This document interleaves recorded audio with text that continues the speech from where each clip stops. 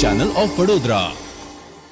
વડોદરા શહેરના જય અંબે ગરબા ગ્રાઉન્ડ ખાતે સાક્ષાત વલ્લભ સ્વરૂપ પૂજ્ય શ્રી દ્વારકેશ લાલજી મહોદય કડીવાડાના સ્વમુખે શ્રીમદ ભાગવત સપ્તાહનું આયોજન કરવામાં આવ્યું છે।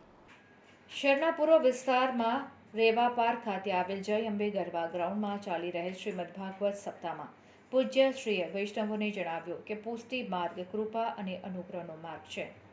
લૌકિકતા છોડી અલૌકિકતામાં જોડાવો, પ્રભુ શ્રી કૃષ્ણને કેન્દ્રમાં રાખો। કથામાં પ્રભુના અલૌકિક મનોરથો, નરસિંહ અવતાર, વામન અવતાર, રામ અવતાર, કૃષ્ણ જન્મ ઉત્સવ, નંદ મહોત્સવ, ગોવર્ધન લીલા, રૂક્ષ્મણી વિવાહ જેવા પ્રસંગો ભક્તિ સંબંધ ઉજવતા વૈષ્ણવ માહોલ સર્જાયો હતો। રૂક્ષ્મણી વિવાહમાં પણ પ્રભુના ભવ્ય શોભાયાત્રા કથા મંડપમાં નીકળી આગવું આકર્ષણ જોવા મળ્યું। પૂજ્ય શ્રી દ્વારા વૈષ્ણવોને સત્સંગના માધ્યમથી શ્રી મહાપ્રભુજીના સિદ્ધાંતોની વિશેષ વિસ્તૃત છણાવટ કરી અમૃતદાન આપી રહ્યા છે।